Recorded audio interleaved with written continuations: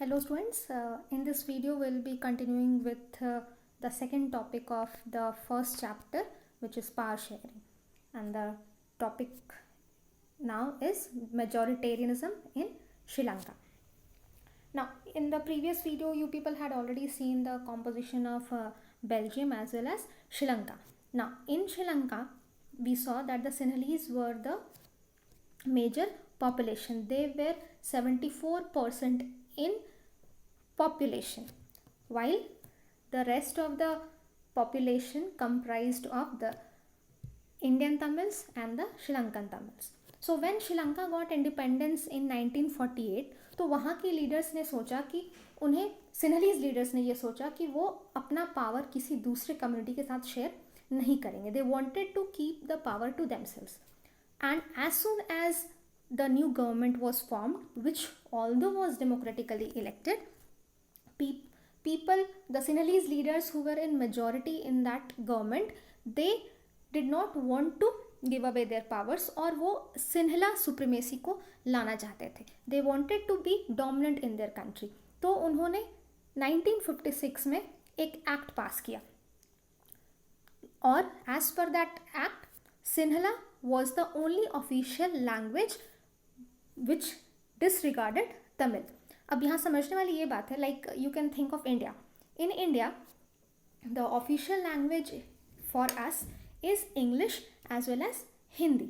तो हमारे पास ऑप्शन है, the people who are not speaking Hindi, जिनका मदर टंग हिंदी नहीं है, कोई और लैंग्वेज है, तो उनके पास एक ऑप्शन क्या है, English. Most of the people nowadays are able to speak English. तो जो दूसरे स्टेट्स के लोग हैं इंडिया में, whether it is from Bengal और गुजरात और Maharashtra, they have a option कि हाँ जो भी ऑफिशियल वर्क करना है they can choose English.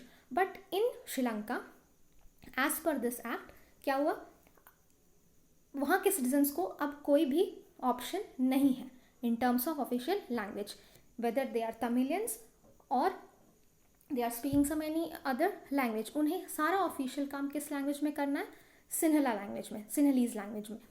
So this was disrespecting the other languages. You are making the people speaking some other language feel like an alien or a foreign. You are not a part of the country. दूसरा step, दूसरा major क्या adopt किया इस majoritarian government ने, दे followed preferential policies that favored Sinhala applicants for university positions and government jobs. Now, as per the government jobs in India, India में क्या है, जो गवर्नमेंट जॉब्स वगैरह हैं, they are open for all. We do not, the government does not discriminate whether you are speaking language A और language B, वो सभी के लिए कॉमन होता है. But here they started giving preferences. So अब ये हो सकता है, नाउ यू कैन से कि मेरिट बेसिस पे नहीं है, ये अब on the basis of your ethnicity, आप कौन सा लैंग्वेज बोलते हो, आप कहाँ के नेटिव हो, आप किस कम्युनिटी को बिलोंग करते हो, उस हिसाब से प्रेफर किया जाएगा कि आपको जॉब मिलेगी या नहीं मिलेगी. तो यहाँ किसे प्रेफरेंस दिया जा रहा है, the Sinhalese. The Sinhalese were given special treatment, they were given more opportunity in getting government jobs or for university positions. Like unlike in India में क्या है, we have right to equal opportunity, means opportunity हम सभी को एक समान देते हैं in terms of whether you are applying for admissions in a college or you are going for a job. हाँ, एक चीज़ है हमारे कंट्री में, we are giving reservations.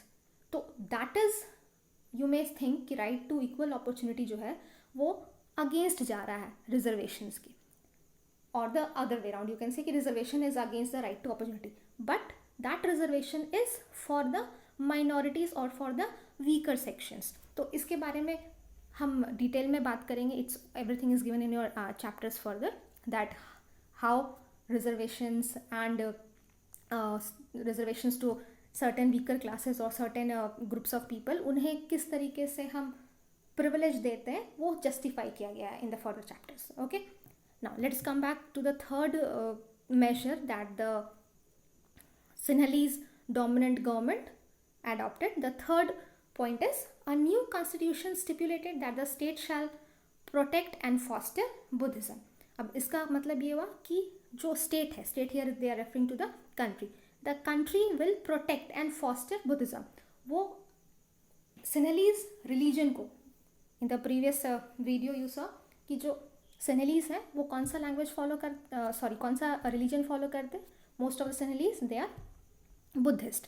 तो न्यू डेमोक्रेटिक गवर्नमेंट ने क्या सोचा, दे थॉट कि हम सिर्फ सिन्हलीज के रिलीजन पे फोकस करेंगे, we will not pay regard to the other religion.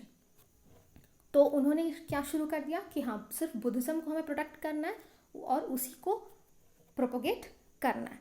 So again what is happening, you are disrespecting the other religion, unlike in India where all the religions are treated with equal respect. तो ये 3 ऐसी चीज़ें थी which made the people of other community very furious.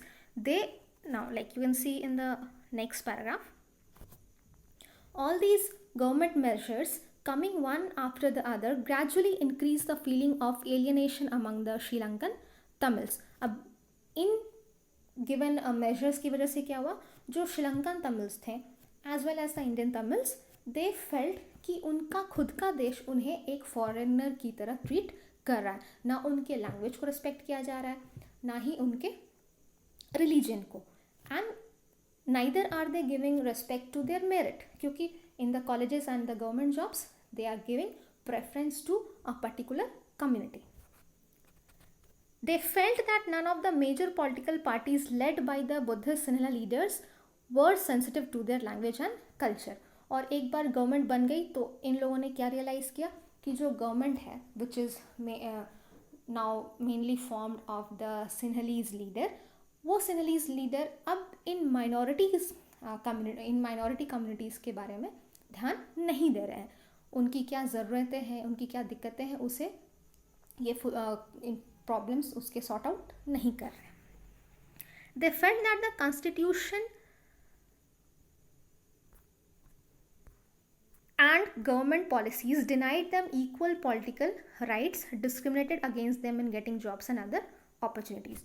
So this is again a repetition of the things that I have already explained, कि अब लोगों को क्या लगने लगा कि ना ही उनका गवर्नमेंट उनका ख्याल रख रहा है, ना ही उनका बनाया हुआ कॉन्स्टिट्यूशन उन्हें इक्वल अपॉर्चुनिटी या फिर उन्हें पॉलिटिकल राइट्स दे रहा है। So because of now as a result what happened, the relations between the two communities, the Sinhala and the Tamil community, they strained, मतलब आपसी मतभेद, आपसी डिस्पैरिटी, उनके बीच का जो डिफरेंसेस है वो और भी बढ़ता चला गया।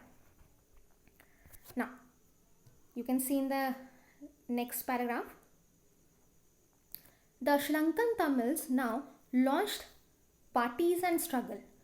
अब जो तमिलियंस जिन्हें अब लग रहा था कि उनके साथ जस्टिस नहीं हो रहा है, उन्होंने क्या किया, they started raising their voices, and for what purpose, they had 3 purpose.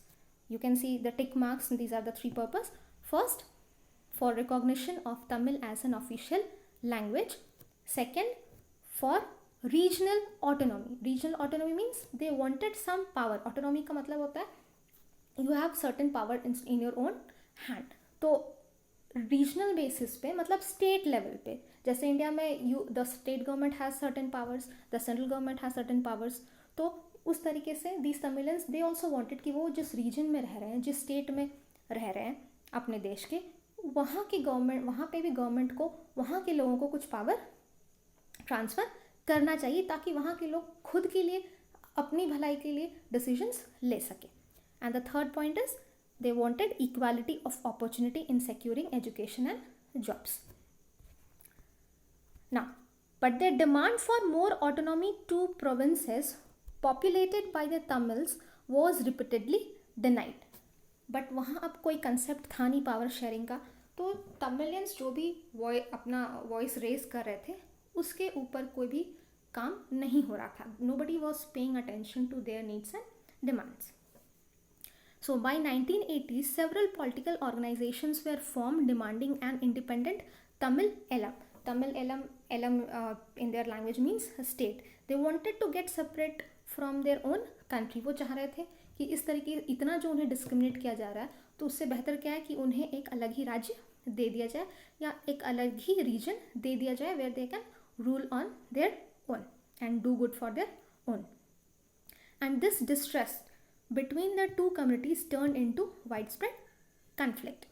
And ये जो डिस्ट्रेस आपस में बन गया दोनों का कि हाँ एक कम्युनिटी दूसरे का ख्याल नहीं रख रही है, this gradually widened and soon it turn into a civil war.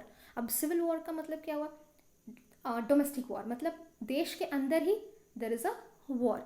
People within the country are fighting amongst themselves, which is again very threatening for the unity of the country as well as all the other aspects of the country.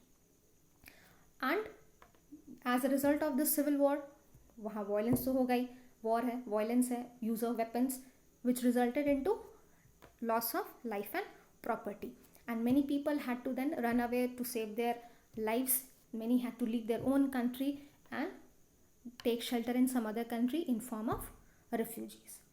तो अब ये पढ़ के हमें क्या समझ में आता है कि अगर हम पावर शेयर नहीं करते तो situation can become worse. It can even lead to a war, a civil war. तो इस सिचुएशन को अवॉइड करने के लिए हमें शुरू में ही स्टेप्स लेना चाहिए. We should share the power between the citizens of the people. And this power sharing should be in such a manner कि ऑल द ग्रुप्स, सारी कम्युनिटीज़ जो है वो सेटिस्फाइड रहें, whether it is the majority और the minority. And the majority should have also have an moral obligation. उन्हें भी ये समझना चाहिए, जो भी मेजॉरिटी में है उनका एक रिस्पॉन्सिबिलिटी बनना चाहिए कि वो अपने साथ जो उनके साथ माइनॉरिटीज़ रह रहे हैं उसका प्रोटेक्शन, उसका डिमांड्स फुलफिल ये मेजॉरिटी करें. Then in the next topic we'll be studying about how Belgium was able to evade this problem. किस तरीके से बेल्जियम ने इस सिचुएशन को बहुत ही अच्छे तरीके से हैंडल किया. Although there also they had some problem amongst their communities initially, but their constitution was in such a form where power was shared between various communities, जिसकी वजह से सारे communities जो है वो satisfied हो गए and the country was running properly with prosperity. So that's all in this video for the time being.